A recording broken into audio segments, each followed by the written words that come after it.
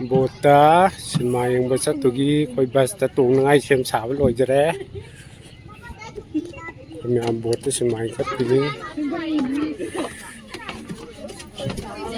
mai ni am da ni ne si dia ni am hey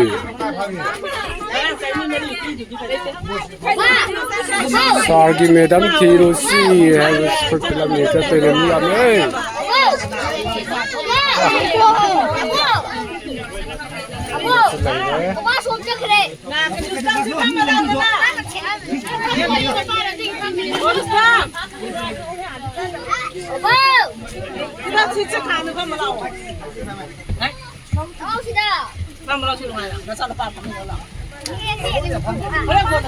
Kamu kamu kai.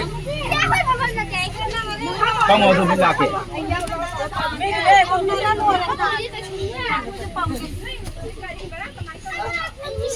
Ore mu yau ra kana mu ngam jara ge an ba buat te yeng japani na ni je full le kon di kai ni ju ba se sandre me kun le ti khale maning mamang ti khale ni na bu tu kai dong ni ya me ore yau ra kana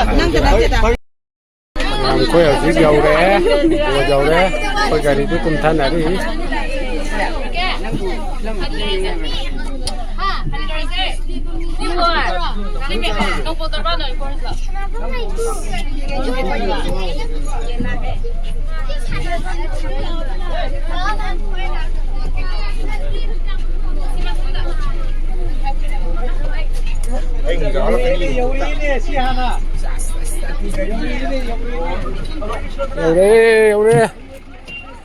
ôi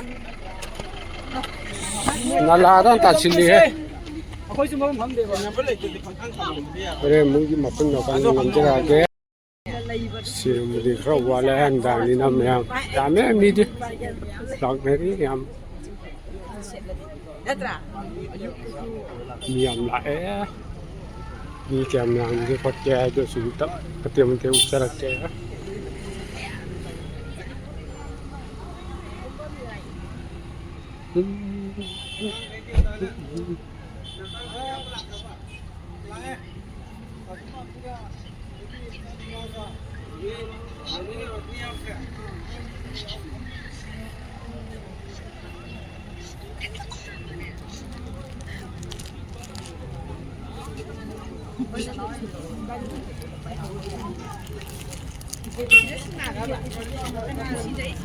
thì làm ấy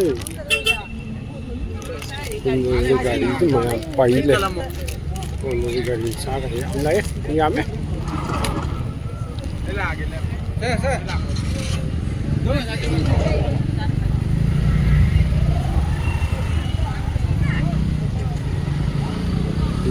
ấy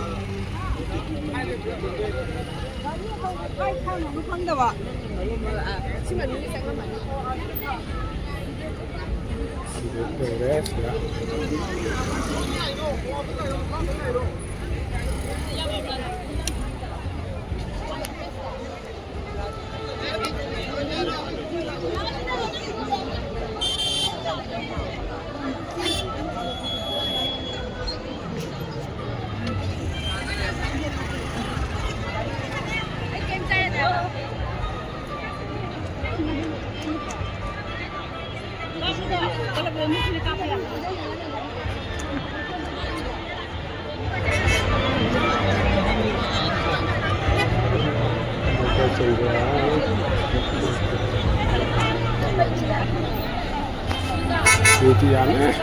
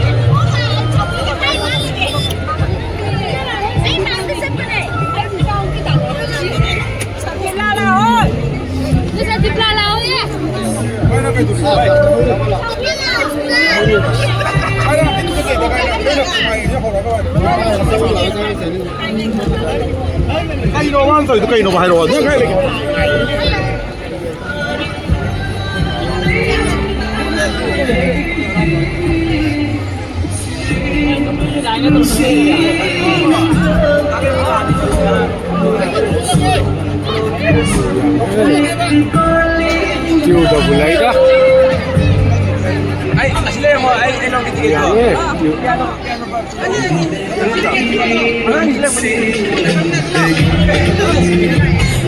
Chưa đâu vừa lấy.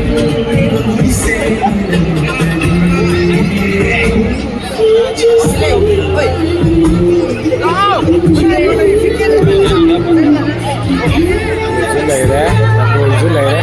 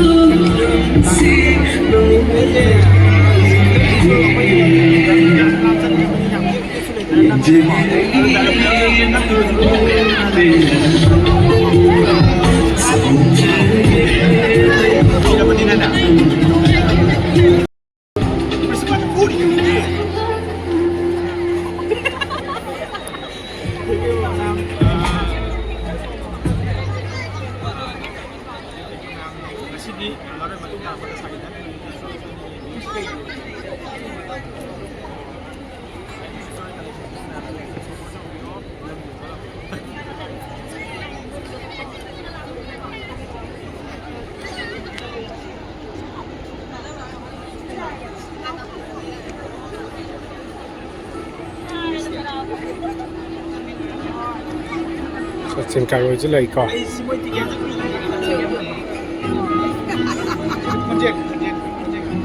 Trên cả rồi chứ thế nào đấy?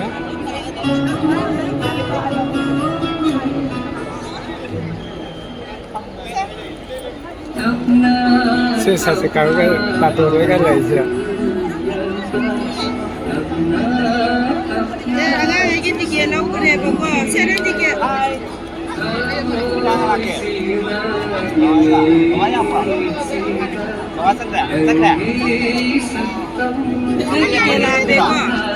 Kira tiket kira. Ah.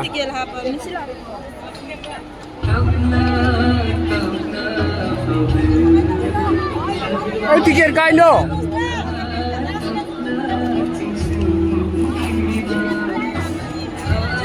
Kira ada happy no. Doktor.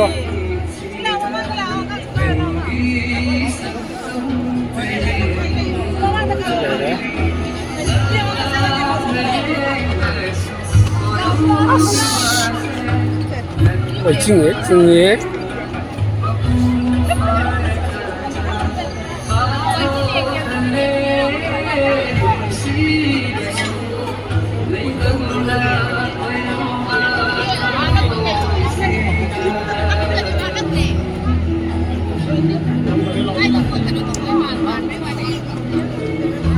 Ta tôn chứ ai rồi có người subscribe để sao đồng chí sẽ kêu bro chứ ai rồi Rồi nè ơi. Quên cái này không rồi. Cái bữa đó.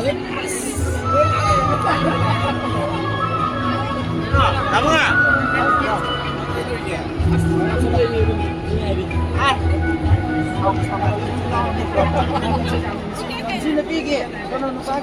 Subscribe cho kênh Ghiền Mì Gõ để không bỏ lỡ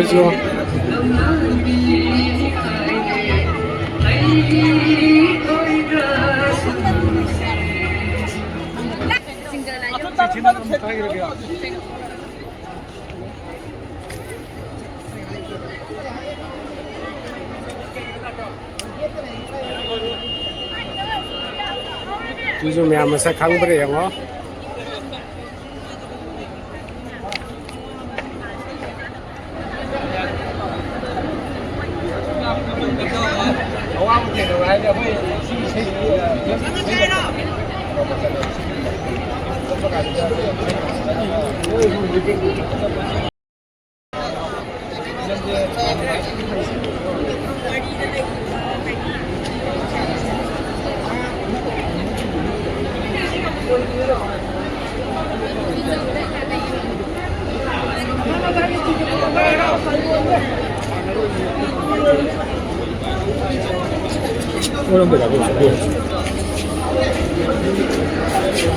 Nung sang yang kerja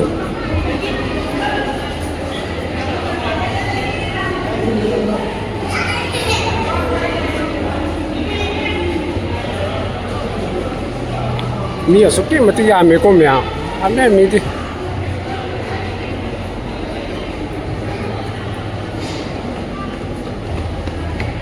ka ba ho gaya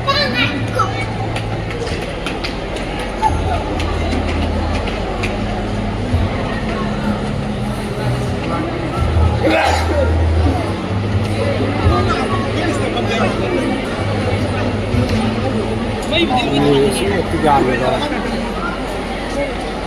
ở dưới mèo cái phần lọc cái ăn nó cãi hết nè nó lên được phần lọc cái đó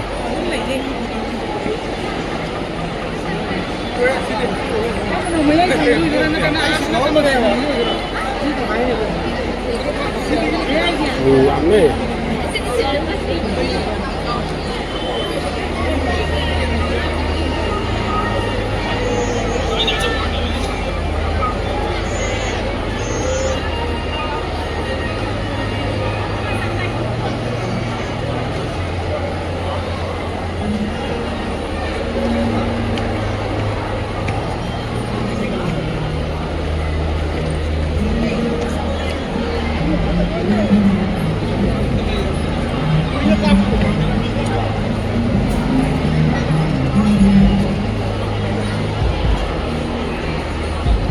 Mati fajar ada kang den ini aneh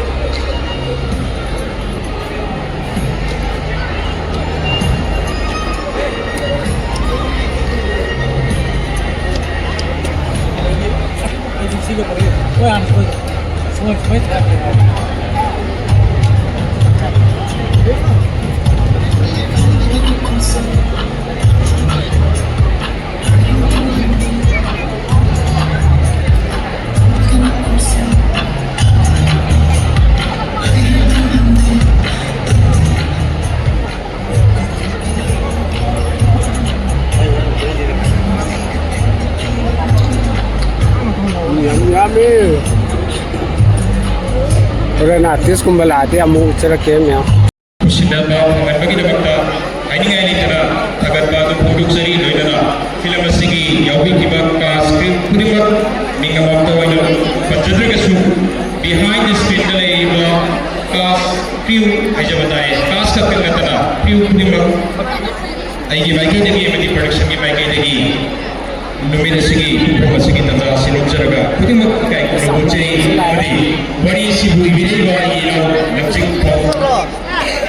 ya ina wari si direktur kasi ya pengamuni hai basi jaraga production ki baiki degi ada ko production jaraga tension jadi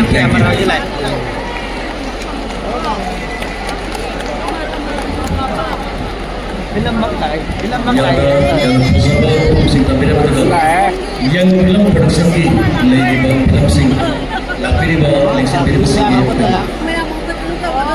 saya sakit mau bahasa kasake YouTube ki tang yang film production itu hal pertama yang lakukan sakti laga yang film ki lagi bang film sing yang bayar lebih dapat ꯑꯍꯥꯟꯕꯅ web series ꯑꯩꯒꯤ ꯕꯤꯖꯤꯅꯦꯁꯗꯒꯤ ꯍꯧꯅ ꯃꯊꯪ ꯃꯊꯪ ꯅꯨꯡꯁꯤꯕꯩꯅꯦ ꯅꯨꯡꯁꯤꯕ season 1, 2, 3 ꯑꯃꯗꯤ season 4ꯗ ꯍꯧꯖꯤꯛ ꯂꯥꯛꯂꯤꯕ ꯃꯦ ꯊꯥꯒꯤ ꯃꯌꯥꯝꯗ ꯄꯨꯈꯠꯅꯕ ꯁꯦꯝ ꯁꯥꯖꯔꯤ ꯑꯗꯨꯒ ꯃꯃꯤꯒꯤ ꯂꯥꯏꯔꯦꯝꯕꯤ 1 ꯃꯌꯥꯝꯅ ꯌꯥꯝꯅ ꯄꯥꯝꯅ ꯌꯦꯡꯕꯤꯈ꯭ꯔꯦ ꯃꯃꯤꯒꯤ ꯂꯥꯏꯔꯦꯝꯕꯤ ꯁꯤꯖꯟ 3 ꯆꯍꯤꯁꯤꯒꯤ ꯅꯤꯉꯣꯜ ꯆꯥꯛꯀꯧꯕꯗ ꯃꯌꯥꯝꯗ ꯄꯨꯁꯤꯟꯅꯔꯒꯅꯤ ꯑꯗꯨꯒ ꯂꯧꯀ꯭ꯔꯥꯛꯄꯝ ꯅꯤꯉꯣꯜ ꯃꯌꯥꯝꯅ ꯍꯧꯈꯤꯕ ꯆꯍꯤꯒꯤ ꯅꯤꯉꯣꯜ ꯆꯥꯛꯀꯧꯕꯒꯤ ꯃꯇꯝꯗ ꯌꯦꯡꯕꯤꯈ꯭ꯔꯦ ꯉꯁꯤ ꯑꯁꯤ